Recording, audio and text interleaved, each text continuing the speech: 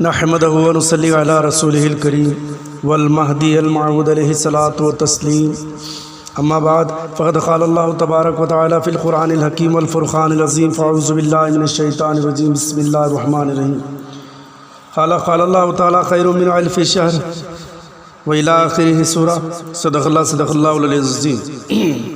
عزیزان محترم، بندہ یقین نے جس آیت شریفہ کو اپنے موضوع سخن بنایا ہے اور جسے پڑھنے کی بندہ یقین نے سعادت حاصل کی ہے، یہ سورہ قدر کی آیت ہے۔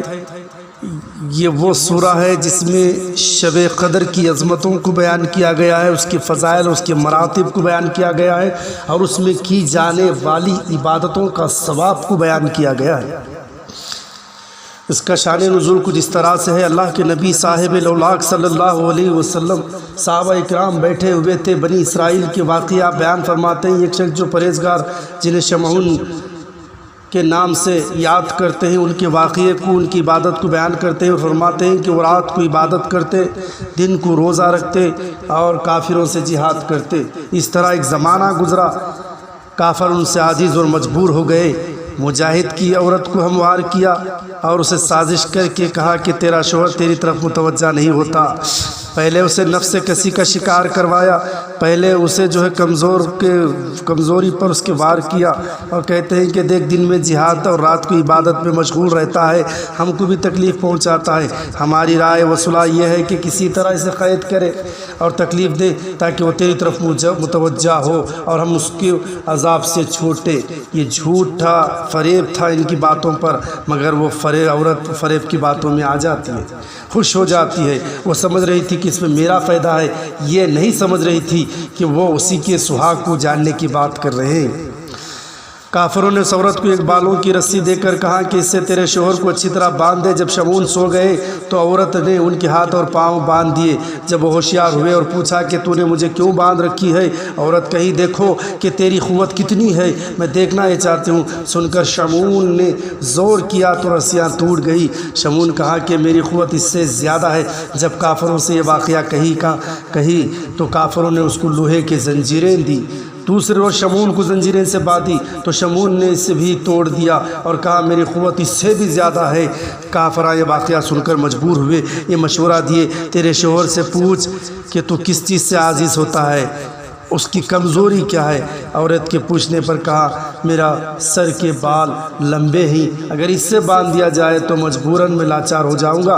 عزیزان محترم، یہ اپنے شریک حیات پر کیسا شک و شبہ کر سکتا تھا، کیسا وہم و گمان کر سکتا تھا۔ اس پر یقین تھا اور یہ سمجھتا تھا یہ تو میرے شریک حیات ہے، یہ تو میرے تو غم خواہ ہے، میں اسے سنا سکتا ہوں، میری کمزوری بھی بتا سکتا ہوں، مگر کیا معلوم وہ بدبخت عورت اسی کمزوری کا فائدہ اٹھا کر اسے ذلیل کرے گی، اسی کمزوری کا فائدہ اٹھا کر اسے نقصان پہنچائے گی، اسی کمزوری کا فائدہ اٹھا کر اسے جو ہے رسوا کرے گی۔ کیا خبر تھی، اللہ کے بندوں پر بھروسہ کر دیا اور یقین پر اپنی کمزوری بتا دی گئی۔ تو عزیزان محترم، جب عورت نے اس کو سر کے بالوں سے باندھا اور کافروں کو خبردار کیا تو انہوں نے شمعون کے ہاتھ پیر کاٹ کر شہر کے باہر پھینک دیا۔ جب نماز کا وقت ہوا تو شمعون تہہ دل سے خشوع اور خضوع سے آوازاری کی اور کہا اے باری تعالیٰ، تو بہتر جانتا ہے، تجھے بہتر علم ہے جو کافروں نے میرے ساتھ سلوک کیا ہے، اور دعا کی، التجا کی میرے ہاتھ اور پیر درست کر دے۔ ان کی دعا قبول ہوئی اور اسی وقت ہاتھ اور پاؤں اور بدن ان کا درست ہو گیا، قوت بھی آگے سے زیادہ ہو گئی، یہاں تک کہ اگر بالوں سے بھی باندھ دیا جائے تو عاجز نہ ہو۔ انہوں نے اللہ کا بہت شکر ادا کیا اور ان کی 1000 مہینوں تک یہی زندگی رہی۔ عزیزان محترم، یہ قصہ شمعون حضرت جبرائیل علیہ السلام نے دربار میں ظاہر کیا۔ صحابہ پر اپنی کم قوتی کے باعث رخت طاری ہوئی اور حضرت بھی متاثر ہوئے۔ صحابہ نے سوچا عمر تو کم ہے، اس میں بھی اگر 100 سال ہو تو 50 سال سونے میں نکل گئے، 50 سال باقی رہے اور وہ بھی حاصل نہیں کرتے۔ یہ حساب کرنے لگے، اپنی کم قوتی پر اپنے رخت طاری ہوئی اور متاثر ہوئے۔ اللہ تعالیٰ نے اپنے فضل کرم سے جبرائیل امی کو بھیجا اور کہا کہ آپ کی امت کو کہہ دیجئے رنجیدہ ہونے کی ضرورت نہیں۔ سورہ قدر کو نازل فرما دیا، اس میں شمعون کے 1000 مہینوں کی ریاضت مقبولہ سے شب قدر بہتر ہونے کی آپ نے تعریف فرمائی۔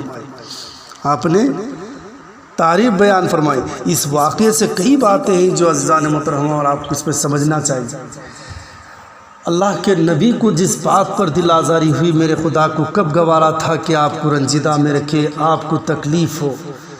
آپ کو تو اللہ اتنا پسند فرماتا تھا، صرف آپ کی نماز حالت میں نگاہ اٹھی تو اللہ نے قبلے کو بدل دیا، گمان پر سجدہ کیا تو اللہ نے 2 سجدوں کو فرض کر دیا۔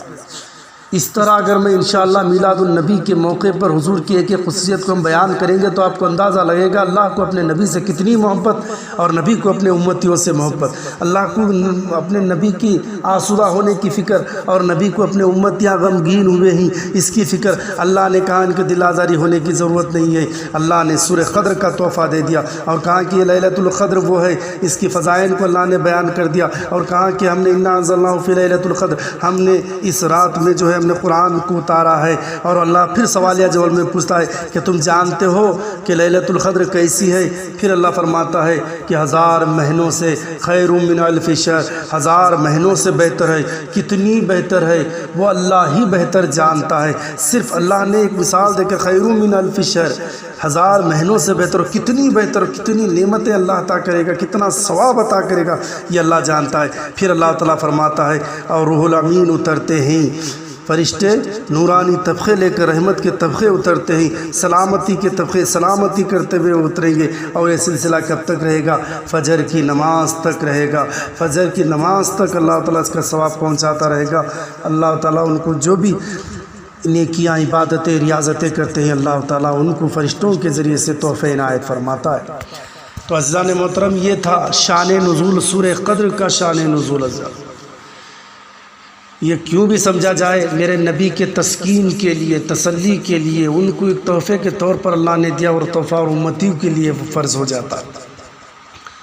اور ویسی رات کے 1000 مہینوں سے بہتر جہاد کرنا، ذکر و فکر کرنا، راتوں کا شب بیداری کرنا، روزے پر روزے رکھنا، کم وقت میں اللہ تعالیٰ نے وہ تمام ثواب سے ہمیں اللہ مستفیض کر رہا ہے۔ تو آج ہم اس رات کی حقیقت کو جانتے ہوئے بھی آج انجان بن رہے ہیں، پہچانتے ہوئے بھی آج ہم غفلت برتتے ہیں، یا تو خرید و فروخت میں رات کا حصہ گزار دیتے ہیں، یا تو پکوان پکانے میں رات کا حصہ لذیذ کھانوں میں گزار دیتے ہیں، یا شکوے شکایتوں میں رات کا حصہ گزار دیتے ہیں۔ باوجود اس کا علم ہونے کے بھی آج ہم ایسا کرتے ہیں کہ جیسے بیوقوف اور جاہلانہ طور پر رسومات کو اختیار کرتے ہیں اور وہ اخلاق کو اختیار کرتے ہیں۔ اس سے ہمیں گریز کرنا چاہیے۔ بہرحال اس بات سے اتنا علم ہوا، مختصر یہ کہ اس نزول قدر سے کئی باتیں عبرت کے ہیں، ہمیں اور آپ کو حاصل کرنا ہے۔ بہرحال نیکسٹ موضوع پر ہم انشاءاللہ آپ کے سامنے بیان کرنے کی کوشش کریں گے۔ بس اللہ تعالیٰ سے دعا ہے کہ اللہ اس سورہ قدر کے صدقے اور طفیل سے، اے اللہ جس شمعون کو تیری ذات پر اتنا یقین کامل تھا اور وہی یقین کامل کے صدقے سے اللہ ہمیں بھی وہ یقین کامل ہو، تیری ذات پر جو بھروسہ تھا ہمیں بھی وہ تیری ذات پر بھروسہ کرنے کی اللہ توفیق عطا فرما۔ اے اللہ ہمیں بھی کافروں کی، حاسدوں کی، ان کی مکر و فریب سے اللہ ہمیں بچا۔ وہ جو ہمیں کمزور کرنا چاہتے ہیں تیرے دربار سے ہمیں جو ہے اللہ رسوا اور ذلیل کرنا چاہتے ہیں، اے اللہ مخلوق میں بھی رسوا اور ذلیل کرنا چاہتے ہیں، اے اللہ تو بہتر قادر مطلق ہے، ان کے صدقے اور طفیل خاتمین کے وسیلے سے اے اللہ ہمیں ان کے مکر و فریب سے بچا۔ اے اللہ ایک دوسروں کے مکر و فریب سے ہمیں بچا اور ہماری جان و مال عزت آبرو ہر طرح کی تو حفاظت فرما، اور اس وقت میں ایک دوسروں کی مدد جو بھی کر رہے ہیں اللہ ان کی تو مدد فرما، انہیں نظر خیر فرما، اور اس رات کے صدقے اور طفیل سے ہر بلا زمینی آسمانی بلاؤں سے اللہ محفوظ فرما۔ وآخر دعوانا الحمدللہ رب العالمین۔